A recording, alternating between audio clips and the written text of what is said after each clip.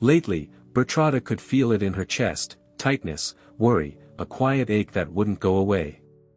Something was wrong with her husband. Leopold, once the light of her life, her partner and joy, seemed to be slipping away. There was a time when he was full of life, his laughter filled the house, his quick wit lifted her spirits even on the hardest days. He always knew how to lighten the mood with a joke, or offer calm support when she needed it most. But now he was a shadow of the man she married. His eyes had lost their spark, his expression had grown dull and distant. He looked more like an old man, tired of life. Mealtime used to be a small celebration, he'd praise her vegetable soup, savor every bite of her herb-roasted chicken. Watching him eat used to fill her with pride. Now, he barely touched his plate. He poked at the food with his fork like it was something lifeless and bland, muttering a dry, "thanks," before pushing it away, barely eating half. Even his voice, once warm and lively, had gone flat, just a routine, emotionless. That wall of silence between them was growing taller by the day. And Bertrada's heart was breaking. She started imagining things. Was he in love with someone else? Was there another woman? The thought haunted her like poison. She checked his clothes for lipstick marks. Nothing. No stray hairs on his jackets, no perfume that wasn't hers. His phone. Clean. No weird texts. No saved numbers she didn't recognize. And that, somehow, was worse. If it wasn't another woman, then what was it? What could make someone change so much? She tried talking to him gently, carefully. Asked if something was wrong. If work was stressing him. If he was carrying some secret burden. But every time, her words just vanished. Leopold had become a master at dodging questions. He'd joke, deflect, or fall into dead silence, eyes drifting to nowhere. Bertrada felt helpless. Alone in her own marriage. Finally, desperation drove her to a decision she'd once have found unthinkable: she would follow him. If he wouldn't talk, she'd find out herself. That morning, her own car was still in the shop. So she decided to use his. Leopold rarely drove to work, he preferred the subway, so his old sedan was parked quietly in the garage. Her hands trembled as she picked up the spare keys, feeling like she was stealing. Sliding into the seat, the scent hit her instantly, a blend of his cologne and the leather seats. She hesitated, fingers on the ignition. Her heart pounded so loudly it echoed in the silence. Then, a phone rang. Startled, she looked around. The sound was coming from the glove compartment. She opened it, and found a phone. Not the one he always carried. This was an old one. Forgotten. Or hidden. The screen lit up, Krista was calling. Bertrada froze. Krista. Who was Krista? It was a video call. Her heart jumped into her throat. For a second, she hesitated. But fear and curiosity won. She tapped answer. A young woman appeared on the screen, beautiful, confident, with a knowing smile that sent ice through Bertrada's veins. "Hi there." "And, you are," the woman asked casually. Bertrada couldn't speak. Just stared. "Actually, never mind," the woman continued. "Is Leopold around?" "Yes," Bertrada heard herself say. "Great. Just tell him the $25,000 was the first installment. We still need another 15 within 3 days. Got it?" "Yes." "Sure," Bertrada replied, stunned. "Awesome. Make sure he gets the message. Bye." The call ended. And Bertrada sat frozen. $40,000. Installments? Who was this woman? What was her husband hiding? Was Krista really just another woman? She had no answers.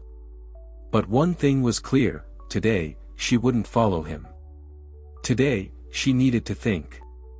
She tucked the phone back into the glove compartment, locked the car, and walked home. That evening, when Leopold came home from work, he told her he wasn't hungry. Said he was swamped. Would be home late. No dinner. No explanation.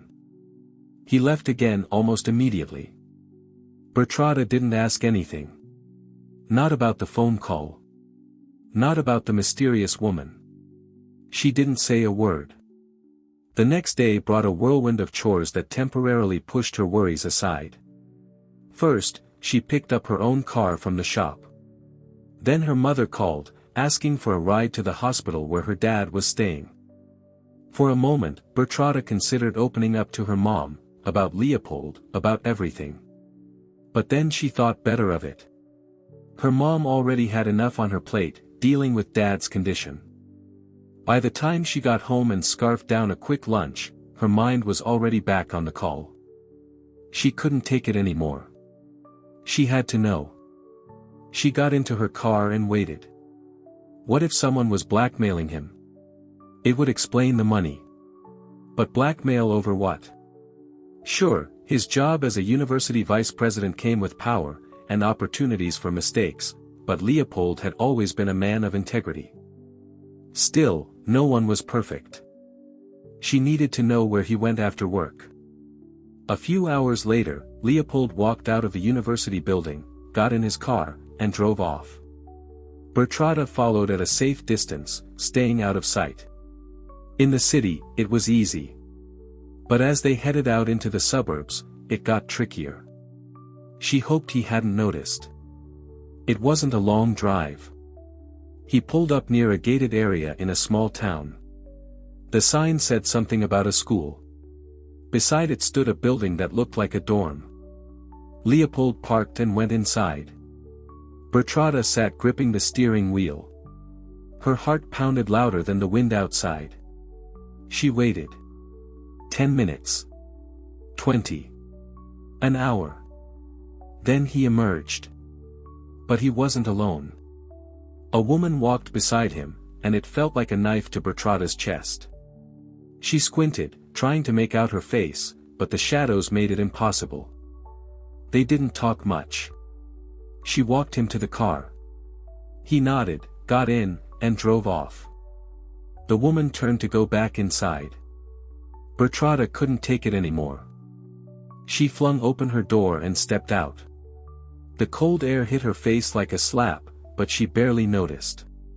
Her eyes were locked on the woman. She picked up her pace, half walking, half running, until they met in front of the building. A worn sign on the door read, "State Children's Home."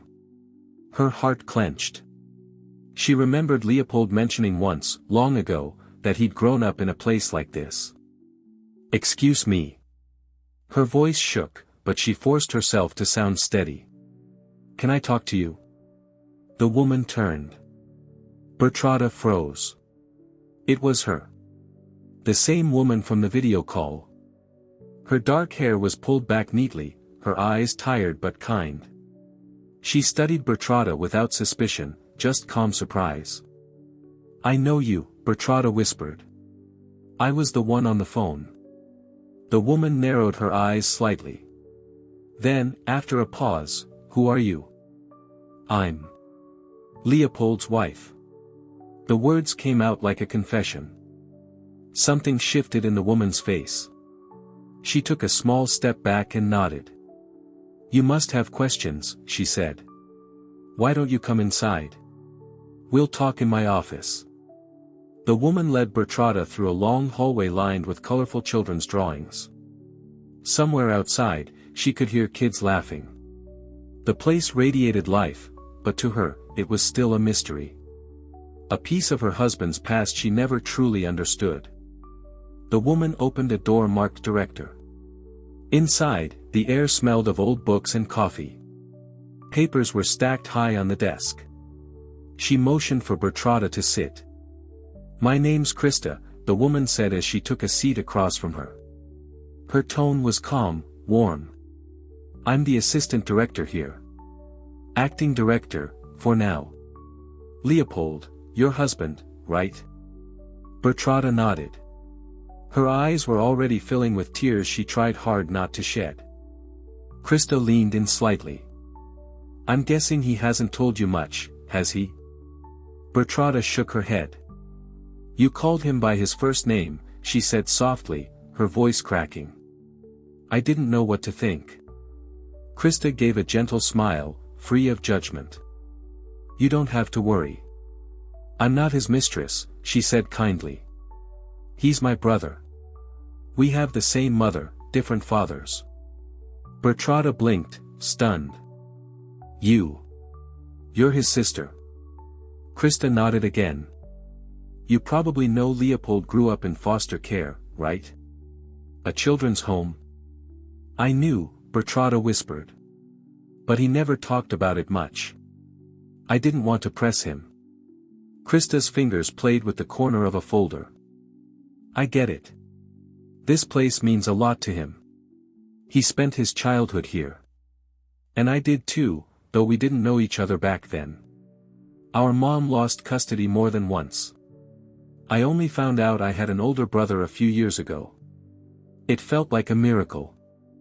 She paused, then added, when this home ran into serious trouble, I called him right away. I knew he worked in education. I hoped he could help. Bertrada was quiet, piecing everything together. The phone call. The money. What about the payments, she asked. Her voice was firm now. The $25,000. And the 15 more. Krista sighed, her expression turning serious. It's all for paperwork. Architectural permits, zoning approvals, legal fees. Powerful people want to take this place and turn it into a resort or spa. And sure, it's beautiful here. Clean air, a river nearby, the woods. But for these kids, this is more than a building. It's their home. They're giving us until the start of the school year to vacate. Split the kids up, send them to different institutions. I asked Leopold to help because he knows what it's like to lose a place like this. That's why he's been so withdrawn. Bertrada felt tears break free. She wiped them away with the back of her hand. I can't believe the things I imagined. She whispered. I thought I lost him. Krista, I'm so sorry. Krista shook her head gently. You have nothing to be sorry for. He cares about this place because it's part of who he is. You understand that now? I do, said Bertrada, her voice steadier. But why didn't he just tell me? I could have helped. Maybe he was trying to protect you, Krista said with a sad smile. But we'll take all the help we can get. There are city officials involved, people with influence. We need money for legal defense. I hope I've cleared up your fears about Leopold. Bertrada nodded slowly. The weight on her chest was lifting. But something else was growing in its place, purpose. Yeah, she said. And I want to help too. I don't know how exactly, but I can't just sit back anymore. Krista looked at her with a quiet spark of hope. That's what we need, Bertrada, she said. Hope. Even if it feels like we're chasing a miracle. Thank you for listening. Go home. Talk to Leopold. Maybe together you'll figure something out. Back at home, Bertrada stood by the window, barely holding back the storm of emotions swirling inside her. She watched as Leopold walked in, his movements familiar, but now, shadowed by the secret he had kept. When he finally turned to face her, she couldn't hold it in any longer. Why, Leopold? Why didn't you tell me? Her voice trembled with pain. I'm your wife. I'm supposed to know what's weighing on you, what's making you so distant. He froze, stunned by her words. I thought you didn't love me anymore, she said, her eyes welling with tears. You stopped smiling. You stopped eating. You weren't you anymore. And I didn't know how to reach you. Leopold took a step toward her, but she raised a hand to stop him. I saw it all change, she continued, voice lower now but raw with vulnerability. The way you looked at me. The way you moved around the house. You stopped being present. And today, I learned the truth, from Krista. Your sister. The one you never told me about. Leopold sank down onto the couch, the weight of her words visibly crushing him. I'm sorry, Bertha, he whispered hoarsely. I didn't mean to shut you out. It's just, this whole thing, it's heavy. I thought I could handle it on my own. She sat beside him, not touching, but close enough to feel the warmth of his body. Tell me everything, she said gently. I want to understand. I want to fight with you, not against you. He looked up at her, his eyes filled with the same pain she'd been carrying. And then, slowly, he began to talk. He told her about Krista. About the orphanage where he'd grown up. How he found out, only recently, that he had a younger sister. How the place that raised them was now under threat. About the children, scared, hopeful, and clinging to the only home they'd ever known. And about the developers who wanted to take it all away. He spoke about the legal battles, the permits, the donations they were scrambling to gather. The endless phone calls. The quiet desperation. Their conversation lasted into the night. Outside, stars filled the sky. Inside, only the warm light of a floor lamp illuminated their faces, softening the worry in them. Bertrada listened. Sometimes she asked questions. Sometimes she simply squeezed his hand to let him know, I'm here. I see you. When Leopold finally stopped speaking, his voice barely a whisper, there was something different in his expression, relief. I didn't want to burden you with all of this, he said. But I was wrong. You've always been my strength. She leaned into him, tears soaking into his shirt. We'll get through this, Leo, she whispered. Together. But no more secrets. Okay. He nodded, holding her tightly, as if afraid she might vanish. The next morning, after seeing Leopold off to work, Bertrada sat alone at the kitchen table, a half-empty mug of cold coffee in front of her. Sunlight filtered through the blinds, casting thin golden lines across the floor. But her mind wasn't calm. Not yet. She knew they couldn't do this alone. And there was only one person she could think of who might know what to do. She picked up her phone, hands slightly trembling, and called her mother. The warm, familiar voice on the other end instantly brought a bit of comfort. Mom, Bertrada began, I need your help. And then, the words just spilled out. She told her everything, about Leopold, about Krista, about the children, and the orphanage facing closure. She told her about the threats, the legal battles, the missing funds, and the overwhelming sense of injustice. And she told her how much she wanted to help but didn't know how. Her mother listened in silence, occasionally asking a quiet, thoughtful question. When Bertrada finally finished, there was a brief pause. Then her mom spoke, her voice firm and full of conviction. Bertha, that's awful. What those children are going through, it's just wrong. First, they lose their parents. Now someone wants to take their home too. No. Not happening. I know. It's breaking my heart, Bertrada whispered.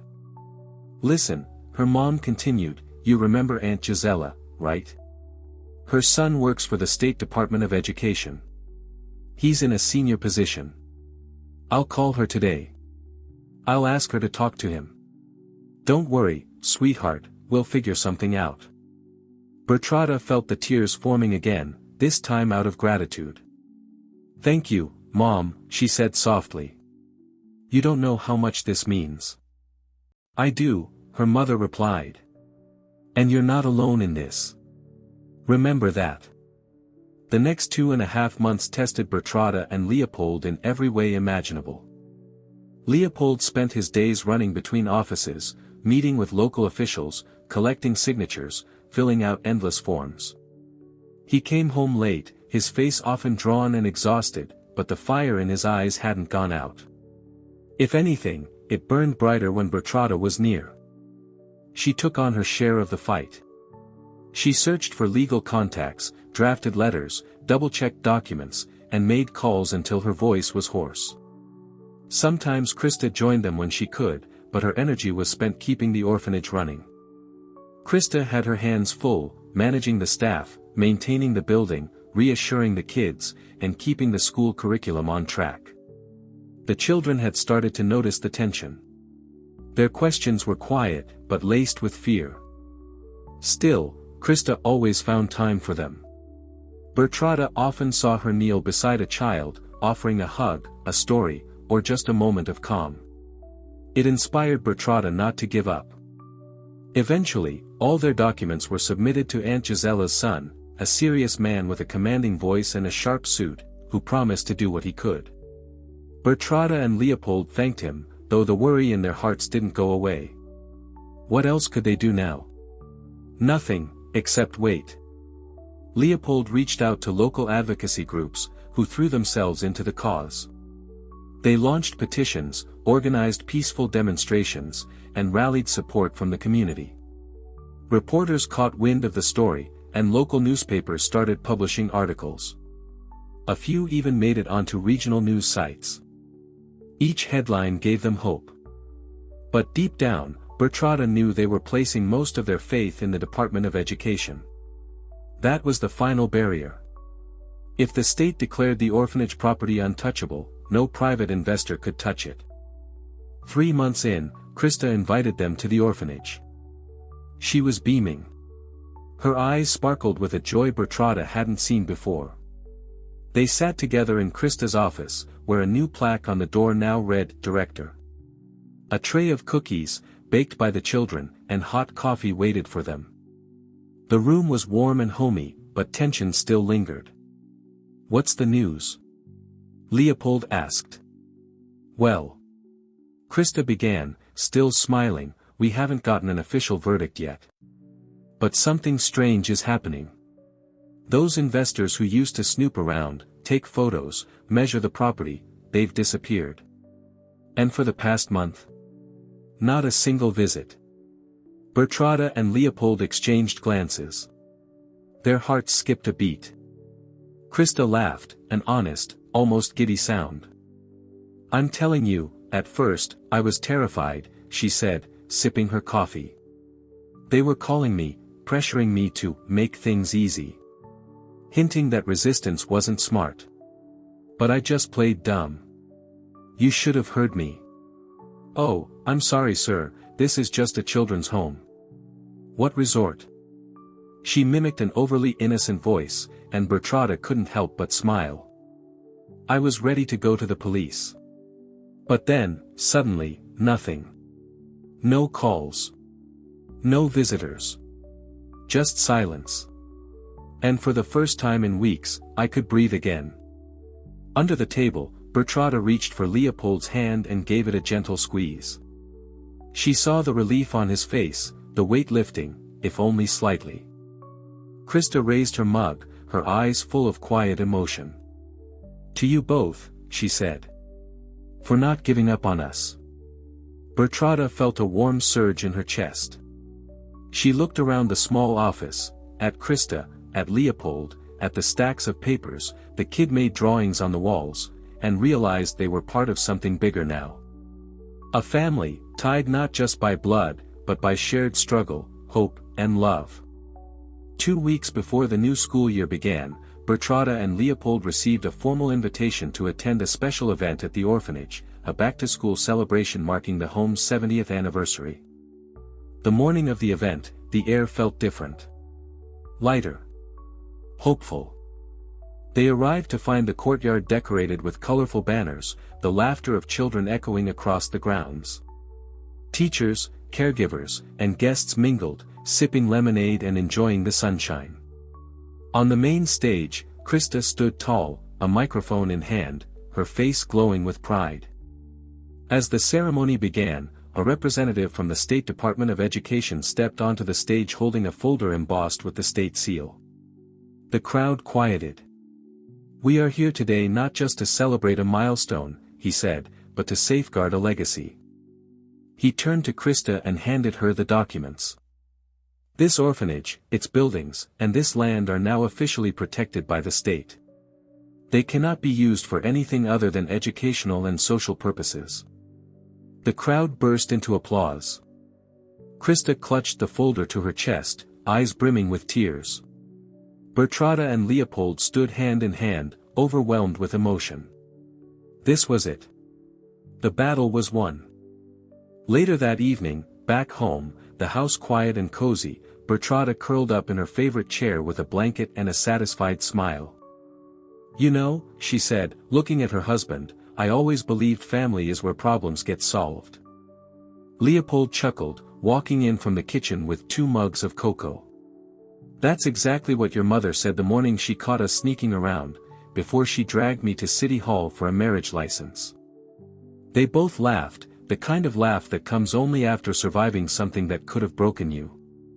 A year had passed since that warm September morning when the orphanage was officially declared protected. Life had settled into a calmer rhythm for Bertrada and Leopold, but something within them had shifted. Something had taken root, a desire to give, to extend the same love that had carried them through the darkest days. During the fight to save the orphanage, Bertrada had spent a lot of time there. She'd gotten to know the children, their laughter, their fears, their resilience. But one child had touched her more deeply than the rest, a 7-year-old boy named Moritz. He was small, quiet, with big brown eyes and a shy smile. He often kept to himself, but when Bertrada was around, he would come close. He'd listen to her stories and gently hold her hand. One day, he looked up at her and softly asked, "Do you have any kids?" That simple, innocent question struck something deep inside her. She realized she didn't want to just be a visitor in this boy's life. She wanted to be his mother. Leopold was hesitant at first. Their lives had just begun to settle, and adopting a child felt like a serious leap. But when he met Moritz, heard his voice, saw the trust in his eyes, something changed for him, too. He remembered growing up in an orphanage. The loneliness. The aching need for family. And he knew, they couldn't walk away. The adoption process wasn't easy. There were forms, home inspections, parenting classes. But they were ready. Krista, now officially the orphanage's director, stood by them at every step, offering guidance, writing letters, helping wherever she could. Moritz, when he first heard that Bertrada and Leopold wanted to be his family, couldn't believe it. He feared it was a dream that would disappear. But every visit from Bertrada, every kind word from Leopold, every warm glance convinced him, it was real. And when the day finally came, when he officially went home, he held tightly to Bertrada's hand, afraid to let go. His new room was filled with balloons, books, and a small wooden airplane that Leopold had carved himself, the first gift from his new dad. Standing in the doorway, Moritz's eyes filled with tears, but his smile was brighter than ever. Their home took on new meaning. Breakfasts became noisy, filled with school stories and dreams of becoming a pilot. Evenings were spent playing board games, Leopold pretending to lose, Bertrada pretending not to notice. Moritz was learning to trust, to love, and to be loved in return. And Bertrada and Leopold were discovering new sides of themselves as parents. One quiet night, sitting in the living room, Bertrada watched her husband and son piecing together a model airplane. Her heart overflowed with gratitude. "You were right," she whispered. "Everything we went through, it brought us to him." Leopold smiled, wrapped his arm around her, and replied, "And your mom was right, solving problems, finding happiness, it really is a family matter." From the fight to save an orphanage, a new family was born. A little boy, once alone in the world, had found a home. And Bertrada and Leopold had found the son they never knew they were missing.